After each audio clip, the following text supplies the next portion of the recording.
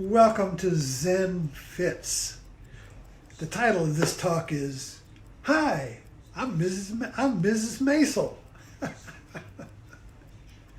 Have you been watching that show? I just started watching it because it got an Emmy. And there's three seasons, and we just finished the first season. And this is a beautiful little time capsule, time warp into the 50s in these Jewish families in New York. And Mrs. Maisel is a Jewish wife who becomes a comic. And she learns how to do stand-up in the 50s in these little clubs, and where Lenny Bruce is, and Mort Saul. And I remember these comedians of the 50s, the dirty ones like Red Fox and the party albums. And did you got the comic routines on a record? Remember those? And Bill Cosby used to have records. I remember listening to Fat Albert and these great comedians of the 50s, and then they went into the 60s. And Mrs. Maisel, I just finished the last episode, and she ends it by finding her voice. So that's what inspired me about this. Was she used her everyday life as her source for her humor, and in the act she became whole. In the live. And this is why I do the Zen Fits. It's Facebook Live.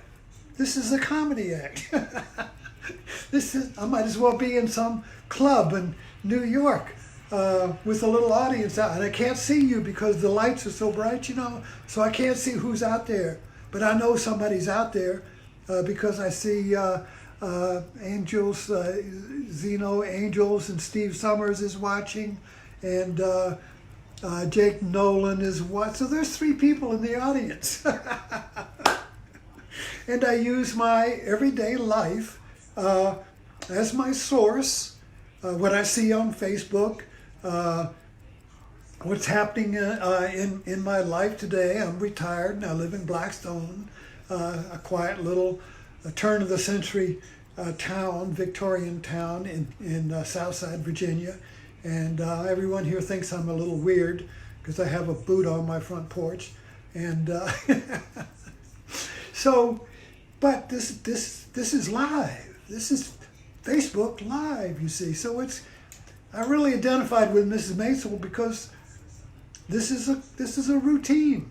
I don't have a script, you see. I come here with what I've done in my everyday, what I saw on Facebook, what insights I get, what I discover in my everyday life here, when I have an upset, when things go wrong, when I forget the label on my coat and go to a funeral with a new coat and have the label on it, so I'm Minnie Pearl. So your everyday life is a comedy, not a tragedy. Your everyday, mundane, boring life that you wish you could get out of is a comedy act. It's a source for comedy. And that's what's so beautiful about Mrs. Maisel. And I notice about this because it's kind of like a understanding of Jewish humor. It's very ironic. The Jews are their humor is very, that's why they make great comedians. They understand irony. For the Jews, God is ironic. Fiddler on the Roof, a lot of the God is ironic. And ironic means pointing in opposite directions at the same time. So I noticed one thing about the Jewish humor, as portrayed in this Jewish family, is that the irony is kind of like creating a false victim. What, you mean I've got to sit here all day? What, you mean I've got, this is the father talking, I don't get to use my office anymore. You see? So it's creating, it's intentionally creating a victim with a sense of humor. So the irony is that you are a victim and you're not a victim. That's what irony means, see. So irony means you are and you are not. The great irony, the most famous ironic speech is that of Mark Antony about the assassination of Caesar, when he was talking to the crowd, and he says, Brutus is an honorable man. But by the time, and everybody says, yes, yes, yes. But by the time he gets done praising Brutus for killing Caesar, the crowd wants to hang him. You know, so that's kind of like the classic ironic speech. But the irony is that you, oh, like I know at our dinner table all the time, my wife cooks a dinner and the guests come over, and somebody will say, as they're eating the food, oh, this is the worst food I've ever eaten. Now, and my wife says, oh, thank you. You see? So that's irony. You know, but it's in, you got to understand the context. In a different context, which is, this is the worst crap I ever ate, it would be an insult. So when does the same words in irony become praise? Without the irony, it becomes an insult. You see, so the irony is metaphorical in that it turns a situation into what it's not, and it makes you leap. See, the irony makes you leap to see the truth or the whole. So the irony creates laughter. When you make an ironic statement, you laugh because the laughter unites the opposites of the irony. The laughter, see, when there's ambiguity. Let me see if I've got a card here. I don't even. Take this card here. You want to see my pride and joy? All right. Okay. That's irony. Why? Because I want to see my pride and joy, and you imagine, oh, he's going to show me a picture of his baby or a dog or something, and I'll have to say, oh, what a beautiful dog. And then I point that, see. So, oh, people, when I do that, this is my card. When I do that, people laugh. Why? Because the irony is that there are two prides and joys. One pride and joy is going to be a picture of my pride and joy, and the other one is a literal bottle of pride and joy. You see, so there are two prides and joys. They're ambiguous. So how do you ambiguity creates pain. We can't live with ambiguity. There has to be one. There has to be one, you see, not two. There has to be one.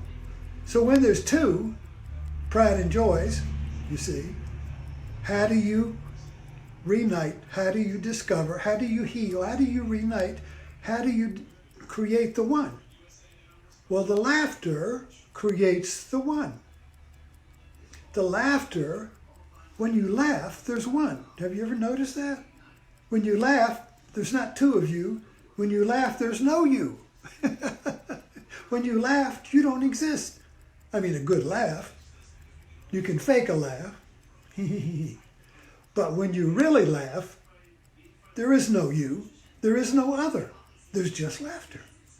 Laughter is one. So this is a Zen fit. Laughter restores the two. So when there's ambiguity, you must have one. Now, most of the time when we have ambiguity, we will attack one and remove it. Oh, excuse me.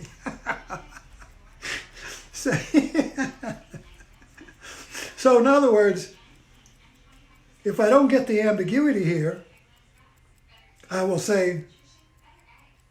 get angry. I will get angry, say, well, where's your baby? I wanted to see a baby. I don't want to see a bottle of Pride and Joy. That makes me angry. Well, you don't have an ironic mind, you see. You don't laugh. You don't see the irony. You get mad. And you want to remove. Instead of leaping to laughter and healing the ambiguity, you leap to anger and kill one of the opposites of the ambiguity. You see what happens? So a fundamental mind does not understand irony and cannot laugh. A fundamental mind would get angry and say, you really disappointed me. Where is your baby? I want to see a picture of your baby. I don't want to see a picture of that, you know. I don't get the connection. I don't see what's so funny.